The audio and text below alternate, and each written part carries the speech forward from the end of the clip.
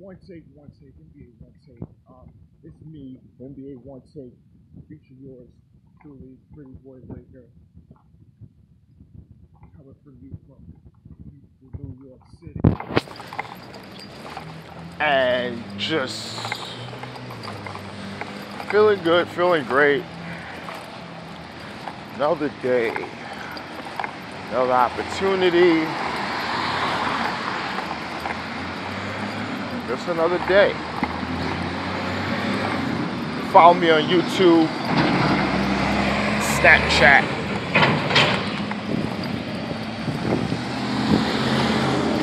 Twitter,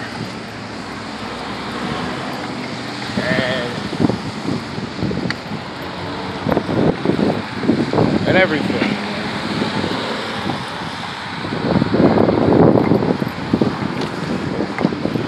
One thing gotta say, glory to the man above that, bless you with certain things. Just being happy about your health. Things that happen, a couple days ago, it was the anniversary of 9/11. People gotta be appreciative of certain things. Just living, just in a situation where just sociably, where you at, you're just born and raised, what happened in your life, you're standing at this moment, no matter what you're going through, just be blessed to still be living and just strive. So that's it. And on another thing, let's get to some NBA talk. First thing first, a couple days, probably last week or so, the Cavs reached an agreement with Rodney Hood for a one-year deal. It's around $3 million, whatever they had, a little bit left. They gave him. He was looking for a big money thing, but there's hardly any offers for him.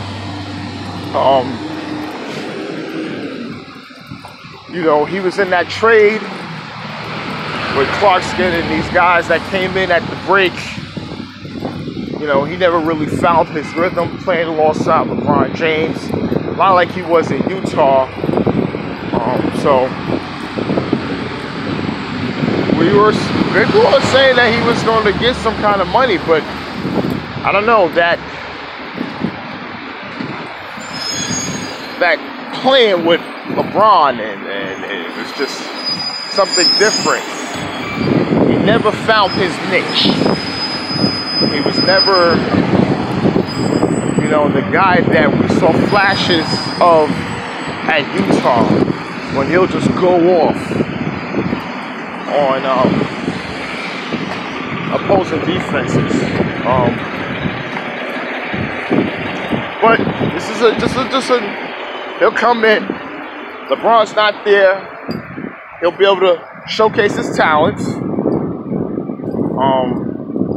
He'll definitely have some opportunities because Cleveland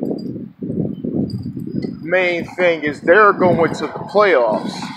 And that's what Dan Gilbert and Kobe Altman is saying. We lost LeBron, okay, we're not the championship contender, but we still got the foundational pieces to go to the playoffs and see what we got. Okay? And Rodney Hood is one of those pieces. So he reached that agreement. Next thing, my homegirl. For so many years, going back to high school, Christ the King. I went to Rice High School in Harlem.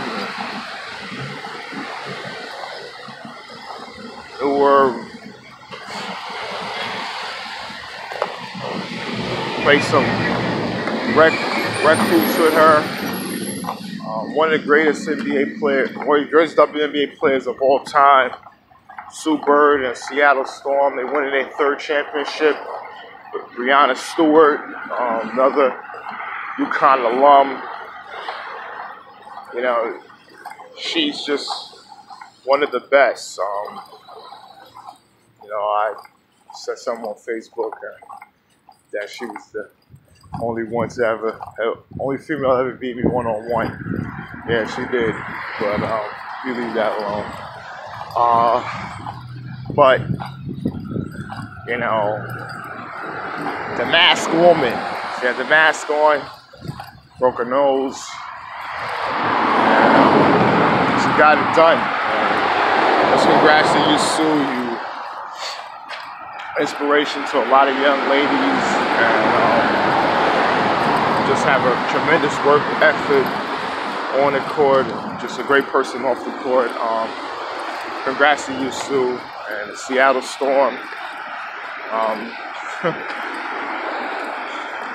don't know why there's an NBA team there, because Seattle Storm, they be rocking. The fans are there. They be rocking, and I don't get it. I just do not get it. They need an NBA team there. It shouldn't just be the Mariners, which struggles to pack the thing, but the Seattle Seahawks and Seattle Storm has no problem filling up their arenas and bringing fans to watch their their teams play. Should be an NBA team there. Seriously, Adam Silver, seriously.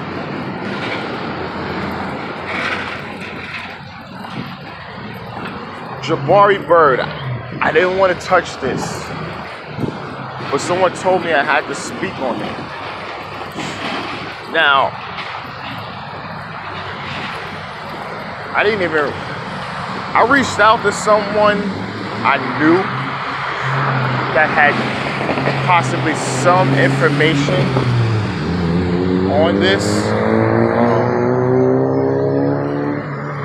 and I didn't want to speak on it. I didn't even post anything about it. I didn't want to throw anything out there. It's an unfortunate situation, and you guys can look it up. I'm not getting into too much about it, because this is an allegation, and we don't know anything right now. But what I'm hearing, which you're probably most likely going to hear, that he's going to be waived from the Celtics. That's because this domestic violence thing is really no joke. And the wake of what happened in the NFL, notably with Ray Rice,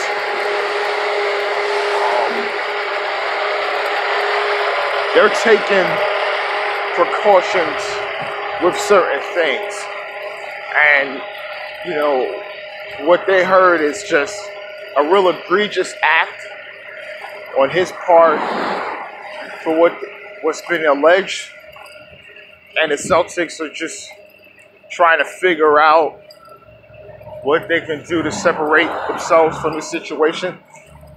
Don't get me wrong, the Celtics don't want to necessarily separate, but they are being told what's going on with the investigation and everything like that. So necessarily, he's away from the team indefinitely.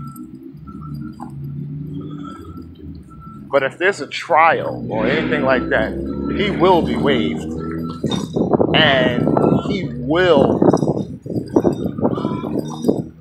be waived, and they will reach out to Adam Silver on some kind of compensation so they can sign another player, use some money to be compensated for after they waive with the new domestic violence policy that they have. So it's unfortunate what's happening with him.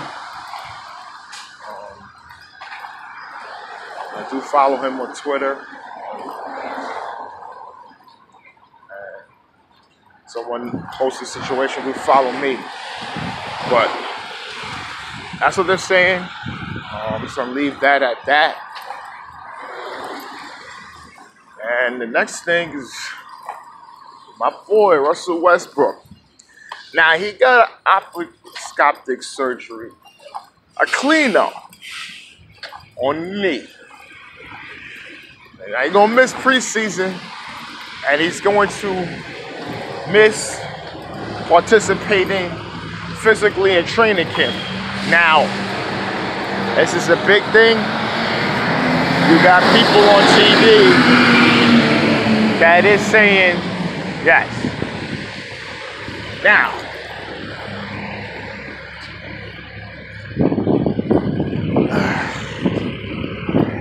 Russell's almost 30.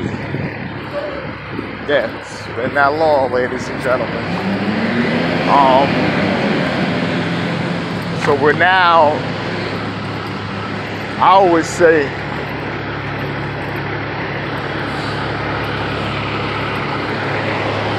when you clean up the knee,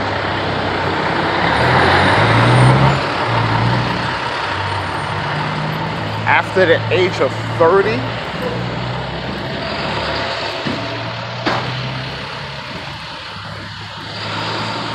and your game is highly based on athleticism, this is a problem. This is a problem. Playing ball, knowing ball players, this is a problem. Even those arthroscopic, and they have before these surgeries used to be the death knell of players. It's a cleanup. He'll miss like a month, 2 months, month and a half. There's some games of the regular season. And people are saying, well, Dennis Schroeder's there. Look what happens. Now he comes in and starting lineup. No. There are things to win a title. So by all means, you're going for a championship. You're looking to win a title. You can't win a title if you're in somewhat of a hole in the beginning of the season, or have those necessary reps to work with Russ, in the off season. I mean, training camp, and get him acclimated. Because he'll just be, okay, Russ is not there, and we're practicing whatever he's watching. Then he's warming up, he's playing some drills, whatever. He's still not out there with the guys. He's not out there with their starting lineup. Then he missed 4 or 5 games. Then he comes in, he's Russ. We established something because no one could beat Russ. And then now he's Russ, and now we don't know what's going to happen. Like a lot of people say, I think, yes, OKC needs to get that hot start. Having Robinson come back, their thing is going to be defense this year, and Russ do ignite that offense. So we'll see how that all play out. But I feel he needs. This is going to be a thing with OKC beginning of the season.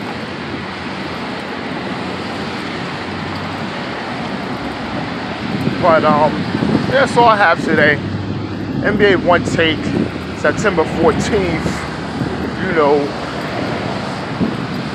know what it is. Like, share, comment. Oh yes, and Venom.